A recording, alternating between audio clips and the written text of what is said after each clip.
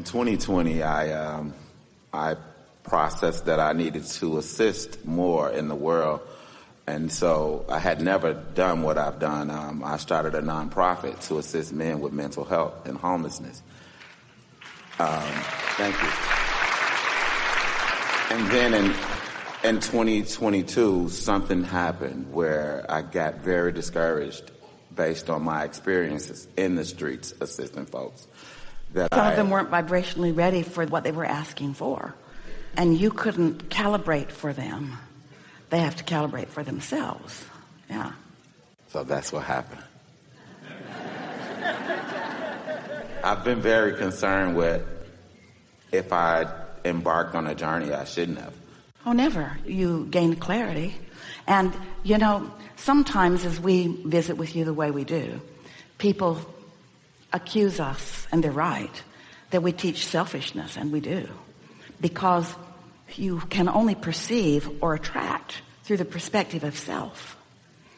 But what we are encouraging you to do is to calibrate and merge with the perspective of your inner being of you.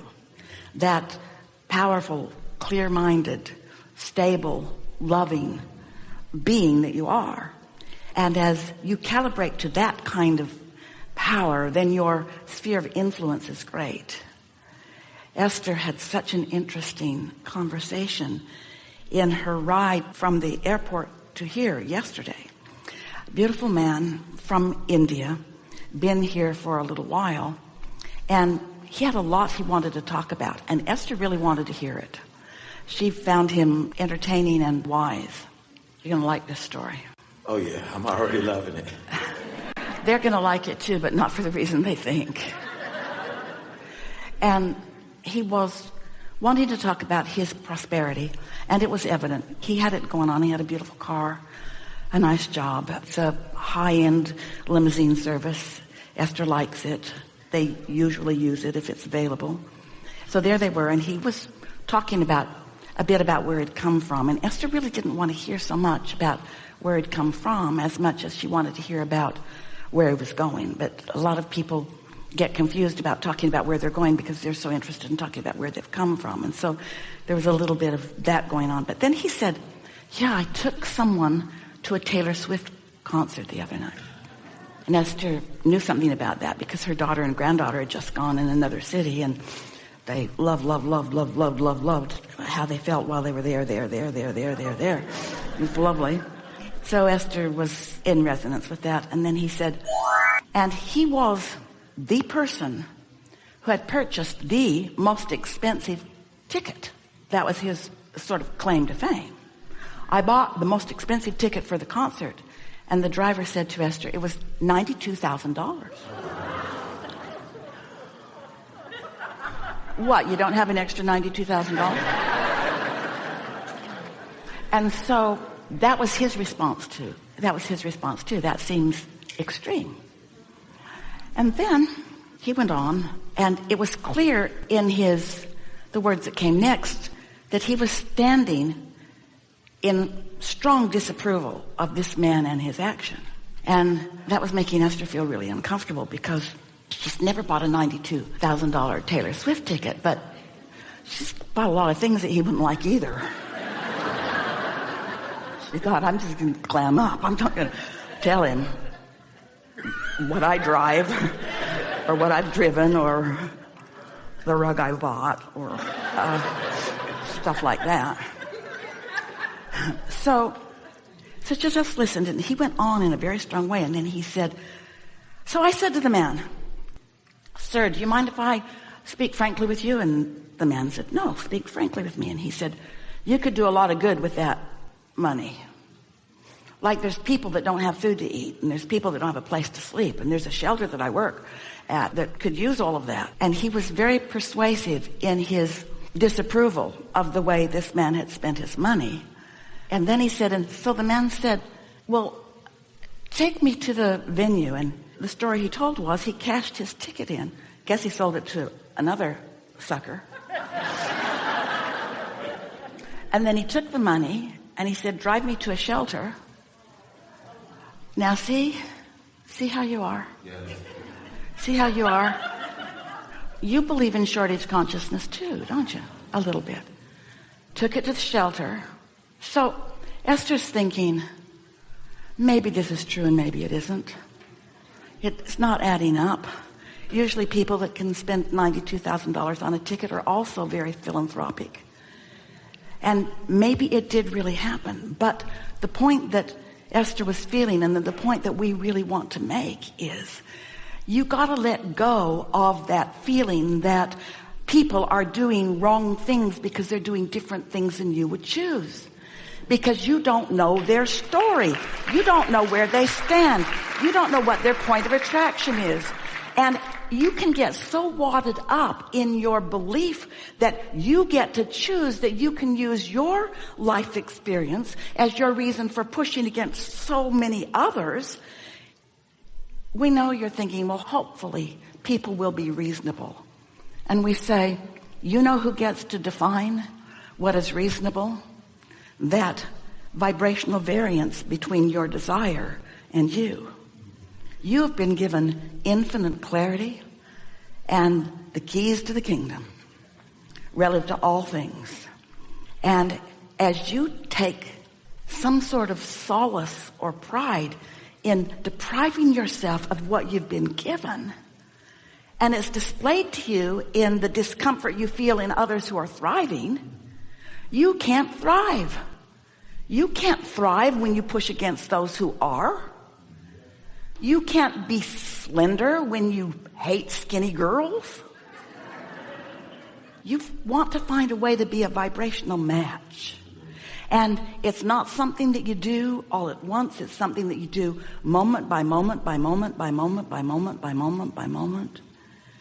Esther said to this guy, I really like the wisdom that I hear from you, but I just want to tell you a really quick story. She said, I have 100 like this. She said, one time there was a man in one of our seminars, and he was confessing, got in the hot seat and kind of confessed, I make closets for rich people.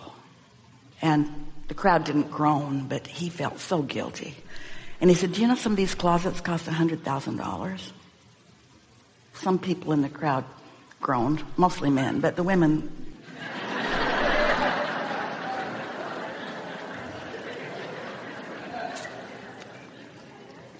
And then he went on to explain how there's so many people that need money in so many ways. And why are people spending money that kind of frivolously? And we let him go on for a little while, and then we said, so we want to be clear, is this your employment? Yes. So you're benefiting by this? Yes. We said, do you magically manufacture all of the components of this closet? No. Where do you get them? From people who build them. Do they just give them to you, or do they receive benefit from it? In other words, we went through the process of how many people are benefiting, how much enterprise, how much well-being, how much law of attraction is happening, how much thriving promotes thriving, promotes thriving, promotes thriving, promotes thriving, promotes thriving, promotes thriving. And when you get crossways of that, and you start believing that deprivation is the way, then sometimes your life experience has to show you that your life isn't getting better, and that's the only way you know how you're doing. When you say, am I on the right path? We say, joy is the factor of success. It is. It's the factor of success. When you feel good, then you know that. And we are not encouraging you to do something or to not do something. We are not here. We have not divvied up all of human behavior and decided that this is the good stuff and this is the bad stuff. We've left that to your religions.